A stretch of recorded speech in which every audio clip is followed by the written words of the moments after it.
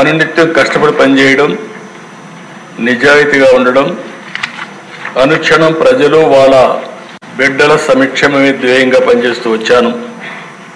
అందుకే 4 దశాబ్దాలుగా ప్రజలు ఆదరించారు. వాళ్లకు నా జీవితాంతం కూడా రుణపడి ఉంటానని చెప్పి మరొక్కసారి ప్రజలందరికీ విజ్ఞప్తి చేస్తున్నాను.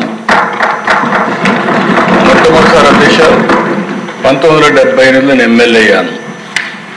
అప్పటి నుంచి ప్రజల కోసం పనిచేయడం, అనునిత్యం అధ్యయనం చేయడం, నిత్య విద్యార్థిగా నేర్చుకోవడం, నేర్చుకున్న విషయాల్ని ప్రజలకు న్యాయం జరిగే విధంగా ఏమేం చేయాలో చేసుకుంటూ ముందుకు వచ్చాం. 46 సంవత్సరాల కంటే ముందు ఎన్నో పదవుల్లో చేపట్టిన 46 ఏళ్లుగా నా రాజకీయ జీవితంలో ఎన్నో పదవులు చూశాను, ఎన్నో కష్టాలు చూశాను, అవమానాలు పడ్డాను. కడాను నా మీద క్లేమోర్ మైన్స్ 24 బ్లాస్ట్ చేస్తే సాక్షాత్ వెంకటేశ్వర స్వామి నన్ను కాపాడాడు, ప్రాణభిక్ష పెట్టాడు, పునర్జన్మ కల్పించారు. 4 సంవత్సరాలు ఇక్కడున్నప్పుడే నా మీద చాలా దారుణంగా కుటుంబ సభ్యుల్ని అవమానపరిచే విధంగా మాట్లాడితే నా జీవితంలో ప్రాణానికి కూడా భయపడలేదు. కానీ ఆ సమయంలో ఒక బాధ ఆవేదన కలిగింది. అలాంటి వేధింపులకు కూడా గురయ్యాను. కడకు జైలు కూడా పంపించే పరిస్థితి వచ్చారు. కానీ అధ్యక్ష, నేను ఏ తప్పు చేయలేదు, ఏ తప్పు చేయను. అనుక్షణం ప్రజల కోసం పనిచేస్తా. ఇలాంటి ఇబ్బందులు పెట్టినప్పుడంతా కూడా ఇంకా మనోధైర్యాన్ని పెంచుకొని ఇంకా నేను ఏం చేయగలుగుతాను, ఏం చేస్తే ప్రజల రుణం తీర్చుకోగలుగుతాను ఆలోచించి ముందుకు పోతూ వచ్చాను. చాలా అరుదైన సంఘటనలు నా జీవితంలో చూశాను.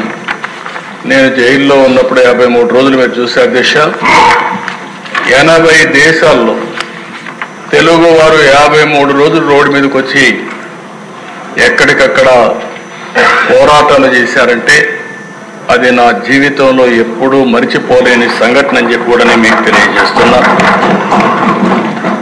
అందుకని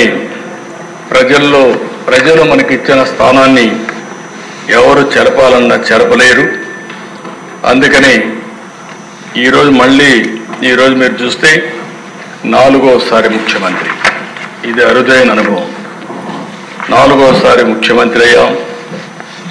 అవినీతి, డబ్బులు కానీ, కులం కానీ, మతం కానీ, ప్రాంతం కానీ, వర్గం వంటి అంశాలు తీవ్రంగా ప్రభావితం చేస్తున్న ఈ రోజుల్లో నా మీద ఈ నమ్మకం పెట్టుకున్నారంటే అది నా జీవితంలో ఎప్పుడు మరిచిపోలేనని చెప్పి కూడా నేను మీకు తెలియజేస్తున్నా. అధికారం నాకు కొత్త కాదు, సీఎం కుర్చీ అంతకంటే కొత్త కాదు, కేంద్ర రాజకీయాలు కూడా నాకు కొత్త కాదు. తెలుగుదేశం పార్టీ ఒక ప్రాంతీయ పార్టీగా ఉండి దేశ రాజకీయాల్లో కీలక పాత్ర అనేక సందర్భాల్లో పోషించాం. అది తెలుగుదేశం పార్టీ చరిత్ర అని చెప్పి కూడా నేను మీకు తెలియజేస్తున్నాను. ఇన్ని చూసిన నాకు ఈరోజు మీరు చూస్తే అధ్యక్ష 95లో మొట్టమొదటిసారి ముఖ్యమంత్రి అయ్యాను. మళ్ళీ 99లోనే కంటిన్యూ అయ్యాను. 2014లో ముఖ్యమంత్రి అయ్యాను. 2024లో మళ్ళా ముఖ్యమంత్రి అయ్యాను. కానీ ఇలాంటి పరిస్థితి నా జీవితంలో ఎప్పుడు చూడలేదు. ఈరోజు ఎంత తవ్వితే అన్ని అవకతవకలు కానీ భయంకరమైన విషయాలు వచ్చే పరిస్థితి వస్తూ ఉంది. అందుకే మనకంటే ప్రజలు ఎక్కువ ఆలోచించారు. వాళ్ళు ఏదైతే ఆలోచించారో దాని పర్యవసానమే మొన్న మనకిచ్చినటువంటి తీర్పు.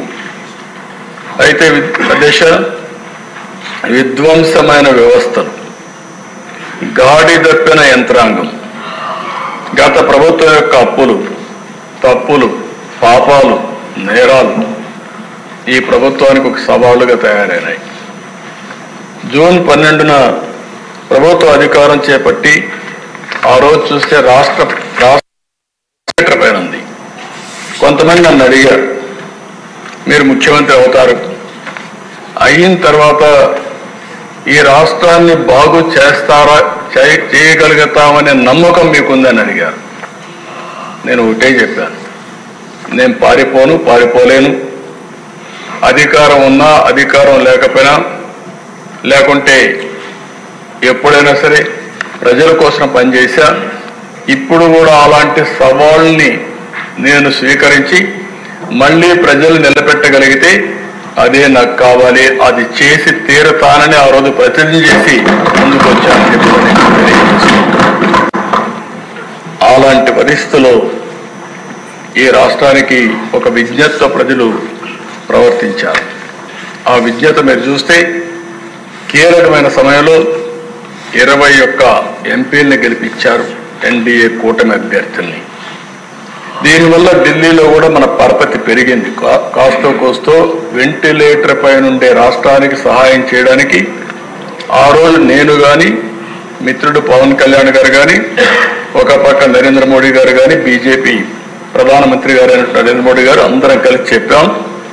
దాని మీద పూర్తిగా కేంద్రం కూడా సహకరించే పరిస్థితికి వచ్చారు. ఒక్కొక్క ఇటుక పేరుస్తూ ముందుకు పోతున్నాం. రాత్రి ఏది సాధ్యం కాదు.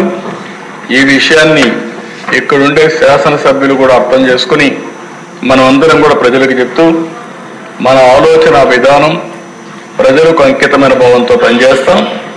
అదే సమయంలో రాజీ లేకుండా ముందుకు పోతామని చెప్పి కూడా నేను మీకు తెలియజేస్తున్నా. ఇప్పుడిప్పుడే దగ్గర 162 రోజులయ్యింది. రోజులు లెక్క పెట్టుకుంటున్నాం.